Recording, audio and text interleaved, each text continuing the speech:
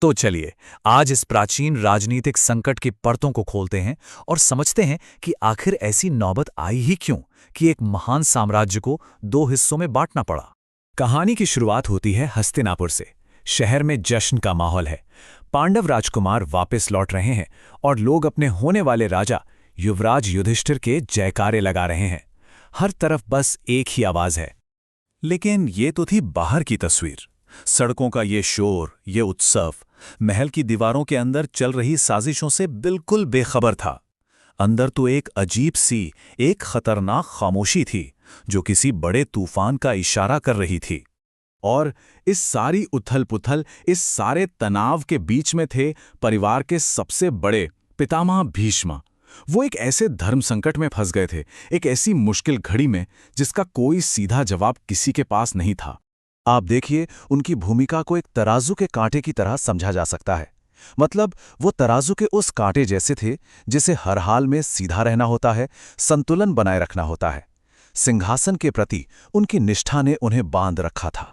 और भीष्म की यही पीड़ा, यही दुविधा उनके इस एक सवाल में झलकती है। ये सिर्फ एक कहावत नहीं थी, ये वो कड़वी हकीकत थी जो हस्तिनापुर के सामने मुंह बाए खड़ी थी। और यही थी असली जड़, असली समस्या। एक तरफ थे युधिष्ठिर, जिन्हें परंपरा और काबिलियत दोनों हिसाब से पहले ही युवराज बनाया जा चुका था, और दूसरी तरफ थे दुर्योधन, जिन्हें पांडवों के जाने के बाद युवराज बना दिया गया।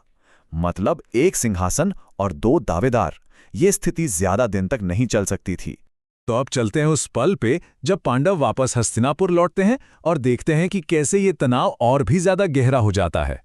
शहर तो खुशी से झूम उठा। जनता ने अपने राजकुमारों को सिर आंखों पर बैठा लिया। लेकिन महल के अंदर का माहौल वो बिल्कुल अलग था। दुर्योधन का स्वागत में ना आना, उसके भाई दुशासन का वो अपमान भरा व्यवहार, ये सब साफ बता रहा था कि रिश्ते किस हद तक बिगड़ चुके। अब इस बढ़ते तनाव के बीच राजा धृतराष्ट्र को एक विशेष सभा बुलानी पड़ी। एक ऐसी सभा जिसमें हस्तिनापुर के भविष्य का फैसला होना था। राजा धृतराष्ट्र ने देखिए कितनी चतुराई से इस सवाल को सबके सामने रखा। उन्होंने इसे परिवार का झगड़ा नहीं, बल्कि एक नैतिक और राजधर्म से जुड़ा सवाल बनाकर पेश किया, ताकि हर कोई अपनी राय दे सके। दरबार में सबने अपनी अपनी राय रखी, लेकिन हर किसी के शब्दों के पीछे एक अलग ही मंशा थी। शकुनी ने बड़ी चालाकी से युधिष्ठिर का पक्ष लिया, क्योंकि वो जानता था कि दुर्योधन इस बात पर और भड़क जाएगा। वहीं महामंत्री विदुर ने सिर्फ नियमों और सच का साथ दिया। और जब कोई फैसला नहीं हो पाया तो राजा धृतराष्ट्र ने बड़ी होशियारी से सारी जिम्मेदारी पितामह भीष्म पर डाल दी। आखिरकार भीष्म ही थे जिन पर कोई उंगली नहीं उठा सकता था। अब सोचिए भीष्म पर क्या बीती होगी। दोनों ही उनके अपने थे, उनके कुल के चिराग, और न्याय दोनों के साथ करना था। और इसी भारी बोझ के साथ उन्होंने वो कहा जिसने कुरु वंश की तकदीर ही बदल दी।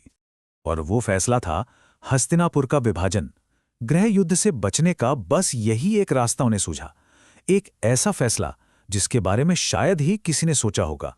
लेकिन सिर्फ फैसला सुना देना काफी नहीं था। असल कहानी तो अब शुरू होनी थी। अब इस फैसले को युधिष्ठिर के सामने रखना था और उससे मनवाना था। और यहां धृतराष्ट्र ने एक राजा की तरह नहीं, बल्कि एक चतुर राजनेता की तरह काम किया। उन्होंने कोई शाही फरमान जारी नहीं किया, बल्कि युधिष्ठिर को अकेले में बुलाया, एक व्यक्तिगत बातचीत के लिए। उन्होंने एक एक करके अपने पत्ते फेंके। पहले अपनी मजबूरी दिखाई, कहा कि मैं धर्म संकट में हूं। फिर युधिष्ठिर के धर्म को जगाया, और आखिर में इस पूरे मामले को एक लाचार ताऊ की अपने भतीजे से की गई एक विनती बना दिया। युधिष्ठिर को एक ऐसी स्थिति में लाकर खड़ा कर दिया जहां से ना कहना नामुमकिन था। और युधिष्ठिर, जो धर्म और कर्तव्यों में बंधे थे, वो क्या करते?